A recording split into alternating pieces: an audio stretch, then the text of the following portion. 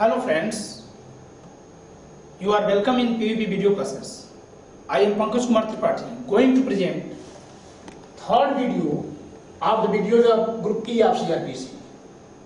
This is on the provisions that to accused person of unsound mind provided in chapter 25 of CRPC and stems from 12 sections from section 328 to 339. मित्रों, यह group ई की 5वीं video है, तीसरी video है और इस तीसरी वीडियो में हम अध्याय 25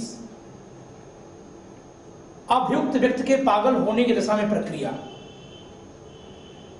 पर चर्चा करेंगे, जो 12 धाराओं में बटी हुई है।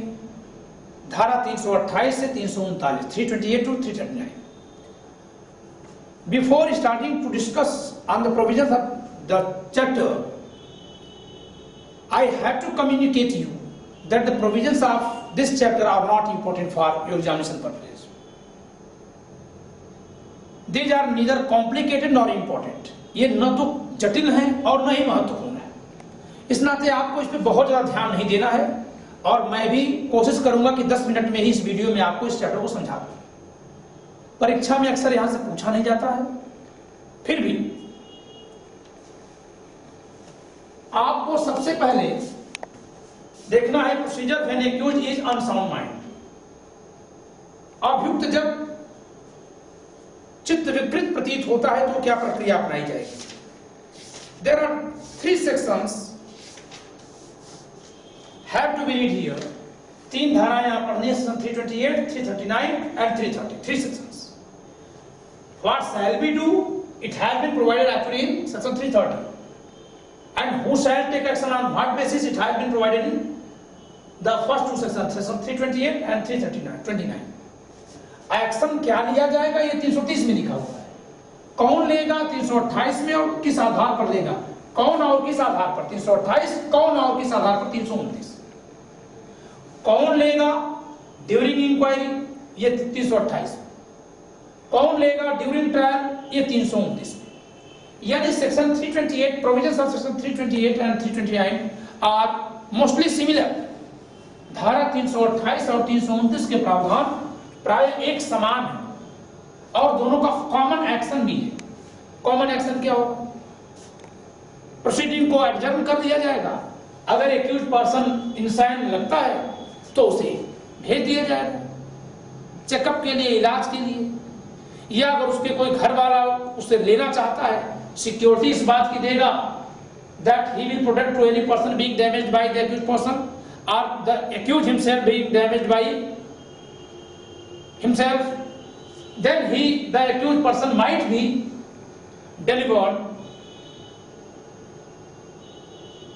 to his friends or relatives। यही बात यहां मिलेगी कि सामान्यतः उसे पागल खाने में या इलाज के लिए भेज दिया जाएगा, या यदि उसको जमानत पे छोड़ना चाहते हैं और छोड़ने लायक है तो यहां जमानत किस बात की होगी, किस बात पे उसको कस्टडी से रिलीज किया जाएगा, क्योंकि वो तो पागल है।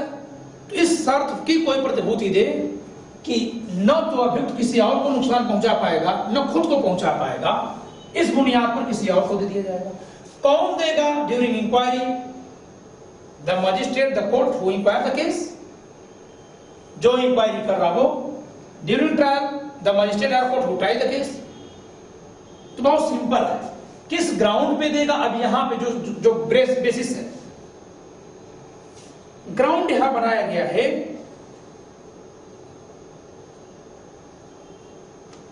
Report of civil surgeon, civil surgeon की रिपोर्ट पर। और अगर सिविल सर्जन की रिपोर्ट से एक्यूज्ड पर्सन एग्रीव्ड है, पीड़ित है, तो accused person, if the accused person is aggrieved by the information given by the psychiatric or clinical psychologist, as the case may be, to the magistrate, he may prefer an appeal before the medical board which shall consist of civil surgeon, जो क्या या तो मनोचिकित्सक होगा या नैदानिक मनोविज्ञानी होगा।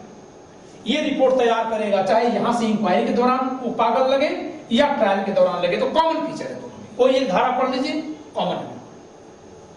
लेकिन एक्यूज्ड पर्सन के बारे में जो रिपोर्ट दी गई, if accused person is agreed from the report, the information given by the surgeon, the doctor, the psychiatrist to the magistrate, he may go in appeal against the information given by the medical officer, the psychiatrist, the clinical expert.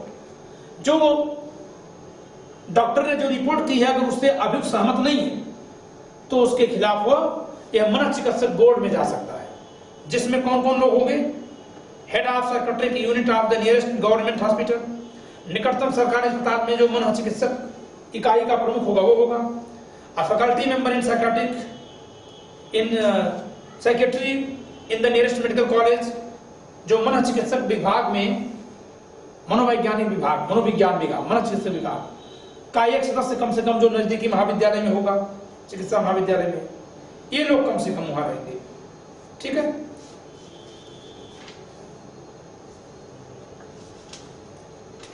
तो ये दोनों बातें यहां पे हैं। विचारण या जांच को लंबित रख दिया जाएगा। सेक्शन 330 में क्या क्या एक्शन होगा? Whenever a person is found under section 328 or section 329 to be incapable of entering defense by reason of unsoundness of mind or mental retardation, the magistrate or court, as the case may be, shall, whether the case is one in which bail may be taken or not, order release of such a person on bail. चाहे मामला जमानती हो अजमानती, उसे जमानत पर छोड़ देगा, लेकिन प्रोवाइडेड भी लिखा हुआ है अगर कोई उसका नजदीकी रिश्तेदार उसे लेने आता है तो उससे यह शर्त रखवाएगा कि कहीं अभियुक्त अपने को या किसी और को नुकसान न पहुंचा पाए। इसके अलावा if the case is one in which in the opinion of the magistrate or court as the case may be bail cannot be granted, or if an appropriate undertaking is not given, he or it shall order the accused to be kept in such a place where regular psychiatric treatment can be provided and shall report the action taken to the state government. और दूसरी बात यह है कि अगर उसे लगता है कि जमानत पर छोड़ना ठीक नहीं है बल्कि उसका इलाज कराया जाना चाहिए तो उसे वो इलाज कराने के लिए वहां भेज देगा जहां उसे भेजना चाहिए, और इस बात की रिपोर्ट राज्य सरकार को भेज दी जाएगी। लेकिन एक क्लॉज है यहाँ पे जो सेक्शन 330 में भी है और सेक्शन 335 में भी है। सेक्शन 330 और सेक्शन 335 इन दो सेक्शंस में उसको भेजा जाता है हॉस्पिटल वगैरह।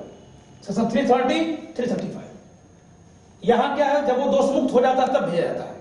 दोष मुक्त तो कर दिया गया लेकिन पागल है, इलाज तो कराया जाएगा, और यहां ड्यूरिंग इंक्वायरी या ड्यूरिंग ट्रायल भेजा जाता है। तो whether the person is sent to medical for medical treatment either under section 330 or 335, a report shall to be submitted to the government of state। और दूसरी बात क्या है कि कभी भी उसे जो पागल खाने में भेजा जाएगा, provided that no order for the detention of the accused in a lunatic asylum, अगर पागल खाने में भेजा जाना है तो केवल राज्य सरकार के अनुमति से ही भेजा जाएगा, अदरवाइज नहीं भेजा जाएगा। Provided that no order for the detention of the accused in lunatic asylum shall be made otherwise than in accordance with such rules as the state government may have been under the Mental Health Act 1987। राज्य सरकार ने जो मानसिक स्वास्थ्य अधिनियम 1987 के अधीन नियम बनाए हैं, उन नियमों के तहत ही किसी व्यक्ति को चाहे धारा 330 में या 335 में पागल खाने भेजा जाएगा। मैं एक बात कह दूं, 330 में कब भेजा जाता है? जब जांच या विचारण पेंडिंग हो, और 335 में कब भेजा जाएगा? When accused person is acquitted on the ground of unsoundness of mind when he committed the offense। जब उसने अपराध किया, जिस alleged offense, जब जिस अपराध का उस पर आरोप है, उस अपराध को भी जिस समय वो किया उसमें पागल था, तो पागल होने के आधार पर धारा 84 आईपीसी, सेक्शन 84 आईपीसी में उसे डिफेंस मिल जाएगा। सेक्शन 334 में भी लाइक प्रोविजंस हैं, same provisions have been provided under section 334 of CrPC as it has been provided in section 84 of IPC. जैसा कि धारा 84 भारतीय दंड संहिता में उपबंध है, वैसे ही प्रावधान धारा 334 सीआरपीसी में भी है। अगर ये बात साबित हो जाती है कि ये अपराध करते समय भी पागल था साहब, तो उसे एक्विट किया जाएगा, और एक्विट करके उसे पागल खाने में या उसके रिश्तेदारों को सुपुर्द किया जाएगा। रिश्तेदारों को जब सुपुर्द किया जाएगा, 339 के प्रोविजंस लागू हो जाएंगे 335 के साथ। तो आप एक ग्रुप बना सकते हैं 330, 335, 339, 330, 335, 339, इनको एक ग्रुप बना के पढ़िए। 328, 329 को एक ग्रुप बना के। अब अगली बात, case has been adjourned but later on accused is appeared to brought before the court. He appears before the court and it appears to the magistrate that he is fit, he is capable to defend himself. न्यायालय को अभियुक्त को न्यायालय के सामने लाया जाता है। अब क्या होगा? 331, 332 की प्रोसीडिंग चलेगी। ऑब्वियसली जांच या विचारण जहां है वहीं से आगे चलेगा। ठीक है, तो इसको कहा गया है resumption of inquiry of trial. जब जिस तारीख से आएगा उस तारीख से ले लिया जाएगा। ठीक है, लेकिन सेक्शन 332 क्लास 2 में क्या कहा गया है? If later on it appears to the magistrate that the accused person is reasonable, पुनः अयोग्य हो गया है to defence himself due to his unsoundness of mind, being unsound mind, पागल हो जाने की वजह से अपनी प्रत्यक्षा करने में फिर असमर्थ है, तो फिर यहां से सेक्शन 332 से फिर एक प्रोसीडिंग चला दी जाएगी। एक्शंस, क्या इसके खिलाफ एक्शन लिए जाएंगे on the basis of unsoundness of mind. फिर it appears to the court that the accused person was sound mind when he committed the offence. ठीक है, अगर यह साबित हो जाए कि जिस समय उसने अपराध किया उस समय वह स्वस्थचित्त था, but it has not been proved that whether he committed the wrong or not, but he was of sound mind at the time of the commission of the alleged offense। जिस अपराध का उस पर आरोप है वह जिस समय किया उस समय वह स्वस्थचित्त था। अगर यह बात साबित हो जाएगी तो क्या होगा? या तो उसका विचार आगे चलेगा या सुपुर्दगी हो जाएगी, सेशन कोर्ट को भेज दिया जाएगा मामला। मर्डर वगैरह का केस है, मजिस्ट्रेट के सामने इंक्वायरी चल रही है तो क्या करेंगे? वो सत्र न्यायालय को भेज देंगे, या उस कोर्ट के ही सामने उसका ट्रायल होना है तो खुद ही आगे ट्रायल कर लेगा। But if it is proved that he was of unsound mind when he committed the alleged offence, he has committed the alleged offence or not, it is not proved. उसने अपराध किया कि किसी और ने किया ये तो साबित नहीं हुआ, लेकिन ये जरूर साबित हो गया कि उस समय वो इतना पागल था जिस समय अपराध किया जाना अभिकथित है। When the alleged offense is said to be committed, जिस समय उसका अभिकथित अपराध का होना कहा जा रहा है, उस समय at that time the accused person was of unsound mind and he was unable to understand the nature and consequence of the act at that time, and also unable to understand that whether the what is being done by him is unlawful or lawful in law। जिस समय वह अपराध का जनित कार्य कर रहा था उस समय उसकी अवस्था ऐसी थी कि न तो अपराध की प्रकृति को समझ रहा था, न उसके परिणाम को, और न ही यह कि जो कुछ भी वो कर रहा विधि सम्मत है या विधि के खिलाफ है। इसमें section 84 defence under section 84 of IPC, पागलपन का बचाव, यही बात सेक्शन 334 में लिखी है। तो उसे क्या किया जाएगा? एक्विट कर दिया जाएगा। एक्विट करने पर अगर वो घर जाने लायक है तो घर भेजा जाएगा, बट अगर वो इस समय भी पागल है तो 335 में उसे या तो पागल खाने भेजा जाएगा या उसके रिलेटिव्स को दिया जाएगा। इस तरह से बेसिक प्रोविजंस हैं सेक्शन 328 टू 335 है, आपने इनको पढ़ लिया। कुछ स्पेसिफिक प्रोविजंस है, procedure when accused person is fit. अब ये बातें कब लागू होती हैं?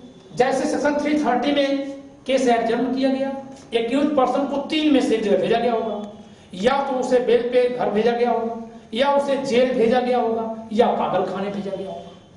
तो इनकी रिपोर्ट अगर आती है या जो पर्सन उसको सिक्योरिटी है वो आके बोलता है कि अभी फिट हो गया है, तो उसके बाद की प्रोसीडिंग क्या होगी? 337 338 में है, ऑब्वियसली क्या होगी? सेक्शन 331 332 प्रोसीडिंग चलाई जाएगी।